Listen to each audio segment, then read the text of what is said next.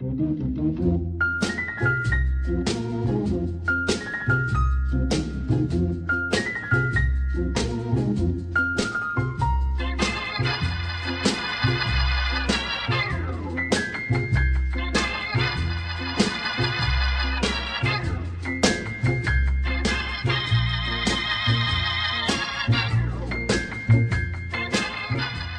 tal? De nuevo estamos en el espacio del enólogo siguiendo la trayectoria del vino y vamos hacia pues un poco el punto ese que tuvimos hace poco tiempo en la consagración.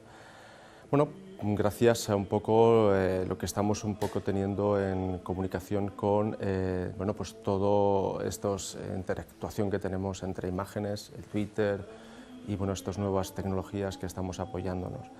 Agradezco a toda la gente, pues un poco esas peticiones. Y en ese agradecimiento insisto en lo de las corbatas. La otra vez he tenido, pues ahora me he traído a todo lo que en este caso es la Walt Disney, ¿no? La he colgado aquí la Walt Disney delante de mí, un poco haciendo de publicidad y tal. Bueno, dicho esto, sigamos con nuestro conocimiento hacia el vino. El mundo cristiano le ayudó y le ayudó al mundo del vino en función de sus beneficios personales. Si por ellos hubiera sido como el Islam. Hubieran cortado de raíz todas las plantas, nunca mejor dicho, y se hubiera acabado, digamos, la producción vitícola de un modo, digamos, expansivo, como es el que hemos tenido hasta este momento y como el que estamos teniendo, porque los mercados van pidiendo una serie de circunstancias laterales y colaterales. Recordemos que ahora en España, por ejemplo, decimos que hacemos vino, pero hace unos 2000 años ya en el sur de Inglaterra se plantaba viñedo porque los romanos lo intentaron plantar y de hecho es que lo tuvieron, incluso en Irlanda.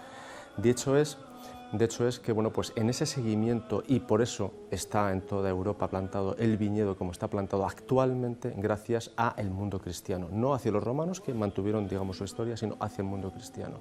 ¿Por qué? Porque los monasterios, sobre todo a partir de San Benito, pues en el Monte Cassino y en toda una serie de circunstancias laterales que tuvieron alrededor, en sus órdenes decían, incluso en sus reglas, decían cómo tenían que consumir el vino, porque el vino era un tratamiento de alimento. De hecho, es que se decía que el vino de los monjes trabajadores tenían que tener de litro a litro y medio de vino al día en consumo.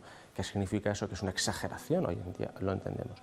Pero el ora et labora, en ese conocimiento de lucha, de trabajo, de 12 horas de trabajo y 12 horas de oración, tienen 12 horas de trabajo, de verdadero trabajo físico. Y pues es curioso explicarles que hasta hace unos 50, 60 años se segaba a mano y se vendimiaba a mano. Hoy en día hemos favorecido mucho con la maquinaria y por tanto esto no se entiende.